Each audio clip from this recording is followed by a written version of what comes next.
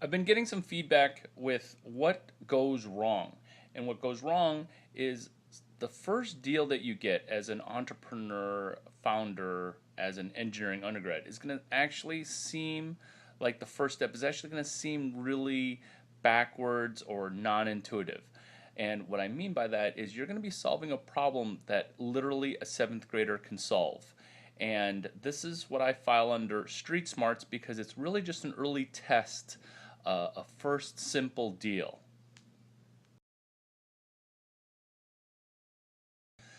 Being street smart and being smart in the classroom can be one thing. And what I mean by that is you're going to be tested by a alpha, usually an alpha male, that will give you something completely random like bring a case of Diet Dr. Pepper, or my wife, which I'm not married, but they'll be under the thumb of their wife, and you're gonna solve a problem that is seemingly extremely counterintuitive. I'm gonna be giving you some four examples after this. Okay, at Stanford University hosted eBootcamp. There is a speaker, we'll call him John, he's a VC, and he was specifically stating, my wife would like to have me host more entrepreneur founders from the Midwest. He's from the Midwest, she's from the Midwest. I know it seems weird and random, but that's what he said. And a couple of engineers from the University of Illinois, which is where I went, raised their hands and like, okay, how about us? And John then says, sure, bring a bear and you're in. And that's a verbal agreement. So that's example number one, verbal agreement to bring a bear to the incubator. That also gives you, 50 grand. Example number two happened also, fortunately, at Stanford University, where we're at a networking mixer with people in technology. And I introduced a junior person who was an engineering undergrad co-founder, and they, being people from the Kleiner Perkins incubator slash office space, they said, yeah, sure, you can come. Bring us a case of Diet Dr. Pepper. Case of Diet Dr. Pepper. Last time I checked, it's like $7.99 or $5.99 or $3.99 on sale at the Safeway. Yeah, bring us a case of Dr. Pepper, Diet Dr. Pepper, and you're in. Random requests from an alpha male.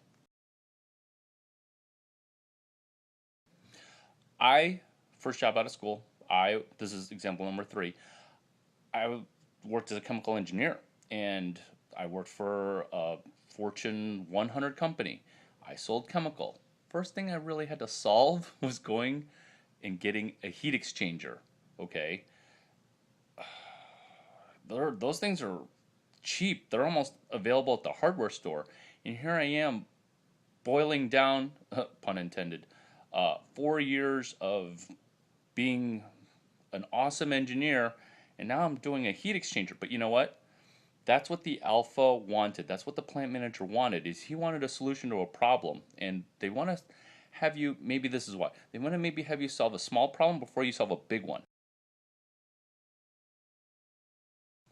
Last example for when alpha people in technology ask us to do random things is going to be up to you. So tell me in the comments when an alpha asked you a seemingly weird question like, oh, bring 2 gallons of coffee and we'll comp you a ticket to the $3,000 conference. I'm using that as an example because that actually works to crash conferences. That's a different video, different set of recipes. Guacamole, Crasher VIP. But leave me your examples for things that they should teach you at Stanford Engineering under E145. The reason I think this works so well is that when an alpha male or alpha person in technology, they've basically got all their problems solved. It's like, what do you get your dad for Christmas, okay? Or the holidays, if you don't celebrate Christmas. They already have everything. So the things that they ask you are going to be really random. And maybe that's why this works and why this is a recurring pattern that I see over and over and over again is when alphas ask us undergrad engineers for really random, super small things.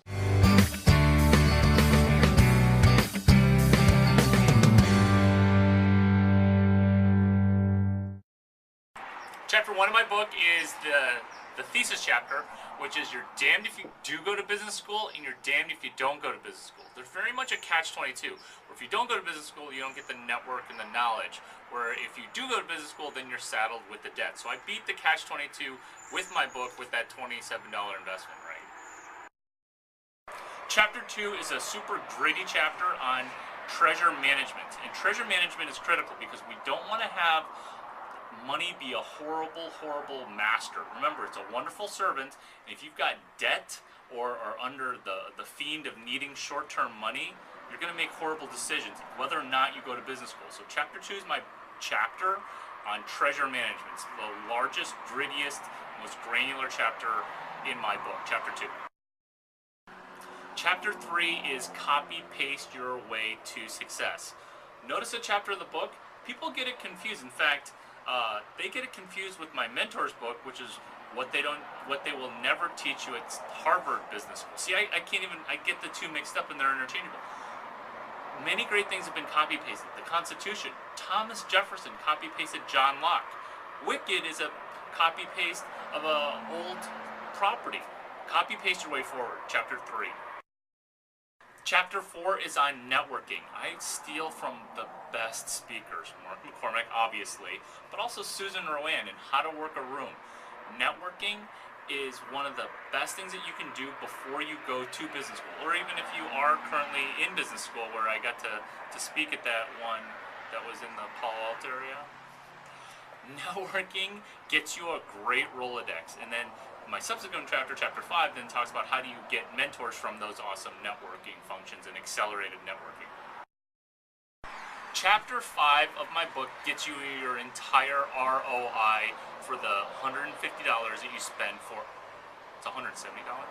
He just raised the price. You know what? I'll charge you $150 if you buy it for $170 and then email me my phone number 650-283-8008. Chapter 5 is my chapter on mentorship. I talk about superstar mentors, cohort mentors, junior mentors, and also default mentors. Chapter 6 is on sales, and what I do is I take 20 years of sales experience and I boil it down into 20 pages. And I also mention a handful of movies that are all about sales, because why not make one of the most impossible things for most people to do fun? Referring to movies. Also, do you know that 80% of CEOs have some type of sales experience? I talk about sales in a fun way, and it's in chapter 6. Chapter 7 of my book is the most scandalous and fun chapter. It's chapter 7, my chapter on sex. And basically, I saw literally 3,000 years of sexual sex problems in the workplace, okay, in just 20 pages. So if you want to be entertained and soft porn isn't available, read my chapter 7. It's the chapter that Tiger Woods didn't read when I think he was, I think he went to Stanford, did he not? Yeah, I think he did.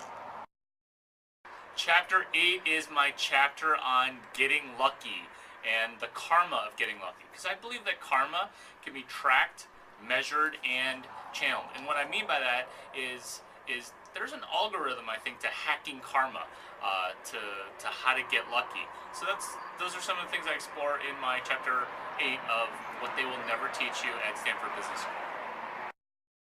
Chapter 9 is my personal favorite chapter. It completely pays homage to my mentor, Mark McCormack. Chapter 9 is about how everybody is a little bit entrepreneurial. And I also call it my chapter 9 because it's asinine, where if you don't own 100% of you incorporated, you're kind of dumb.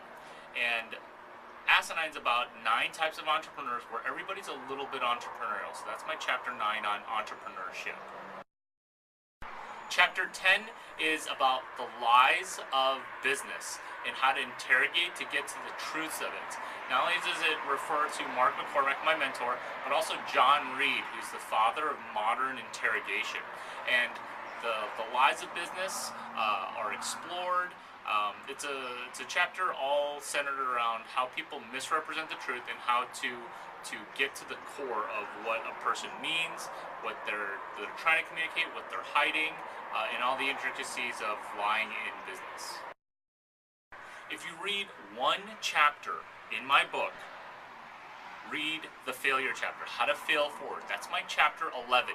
And what I mean by failing forward is people who are successful, they're never successful because of some talent or ability. It's always how they weather a storm. It's always how they move forward from just a horrible circumstance and how they actually leverage it and use it as a springboard. That's my chapter 11. It goes over how my baseball coach talks about how he doesn't want to watch you pitch a good game. He wants to see how you bounce back from a crappy game. And believe you me, I had one or two of those. Chapter 11 is my chapter on failure. Chapter 12 is my chapter on that actually helped get me in to help teach a class at Stanford on technology entrepreneurship, and that is street smart.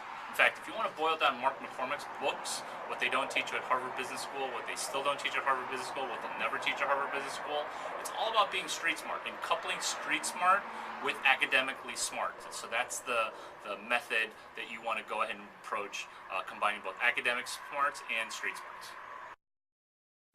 Chapter 13 is actually a book within a book, and that's my chapter on Dumb It Down, Sandbagging for Success. And what I mean by sandbagging for success is you want to try to guffaw and sandbag and minimize who it is that you really are, so that way you don't potentially offend people, so that way you have the duality of being awesome yet being extremely approachable. So that's my chapter on Dumb It Down, Sandbagging for Success.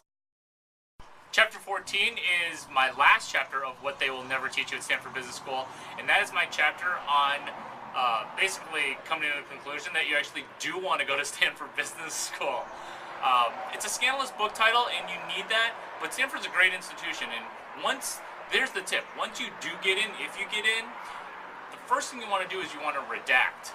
When you go to community college, they call it quitting. When you go to the school that I went to and you leave, they call it quitting. But when you go to a grade school, they call it redacting. What you want to do is you want to redact for an awesome opportunity and never really finish Stanford Business School.